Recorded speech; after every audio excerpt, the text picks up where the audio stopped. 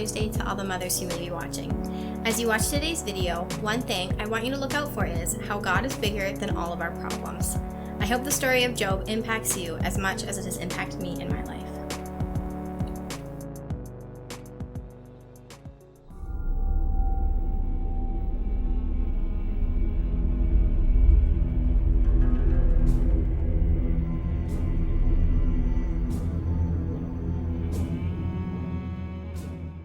Long ago, in the faraway land of Uz, there lived a man named Job. Job was a good man. He loved God. He refused to do wrong. He was honorable. And he was rich.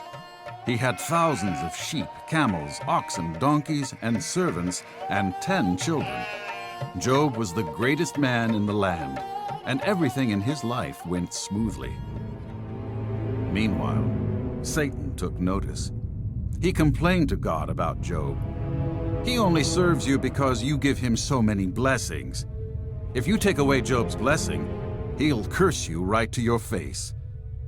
God then told Satan to do with Job as he pleased, but on one condition: he could not harm Job. Satan slunk away, devising a devilish plan to make Job turn against God. One day, as Job was simply enjoying life, a servant ran up, breathless, with his devastating news. All the oxen and donkeys were stolen by an invading force, and the servants were killed. I barely escaped. Right as Job was hearing this horrible news, another servant ran up, shouting out, "A huge fire came and burned all the sheep and killed all the servants." Another servant was running to Job, sobbing in terror, "Job, the enemy came and stole all the camels and killed the servants." The servant had hardly finished when another servant came running to Job, screaming the most horrible news of all. "Your children were having a feast together, and a terrible wind destroyed the house.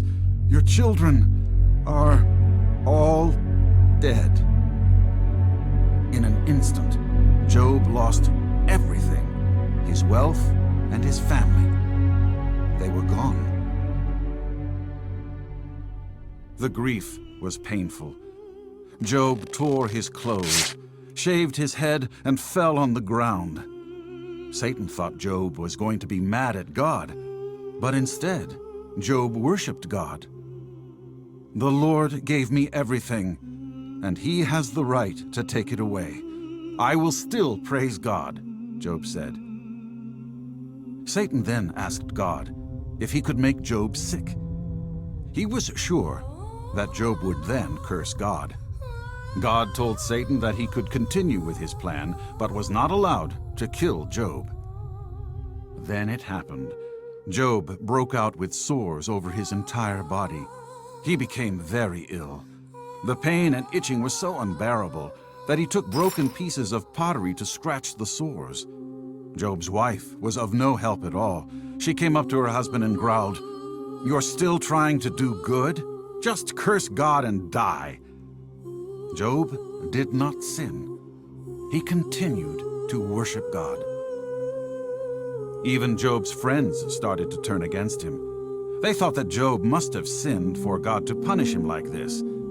They were all trying to give him advice and tell him what to do. Instead of helping Job and praying for him, they criticized him. Through all this, Job still did not sin. He continued to trust and worship God. Job started to lose heart. He did not understand why God would allow these things to happen to him. So God spoke with Job and explained to him that as God, he created Job and everything in existence. As God, no one had the right to question him or his decisions, even though it may not make sense. God was trying to show Job a valuable lesson. Job responded in the only way possible.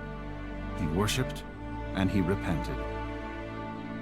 Eventually, Job's suffering stopped. Satan's plan did not work. Job still loved God. God was so pleased with Job that he healed him and gave him back everything he lost. This time, he blessed Job with more children, wealth, and possession than he could ever imagine. Job even lived until he was 140 years of age. The end of Job's life was even better than his beginning.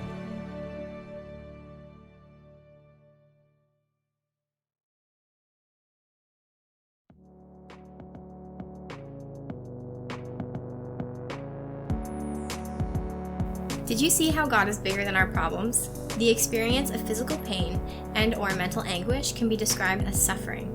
Job is often remembered as a man who endured terrible suffering and yet kept his faith. Can you imagine how difficult that is? As you think about that, I also want you to think about something else that can be difficult to understand. God is sovereign, so he does not have to answer for the things he does or does not do. But he is also good, so we can trust him with everything that happens in our lives. And as always, we miss you guys, and I hope today's lesson was meaningful and fulfilling. Have a great week. Bye.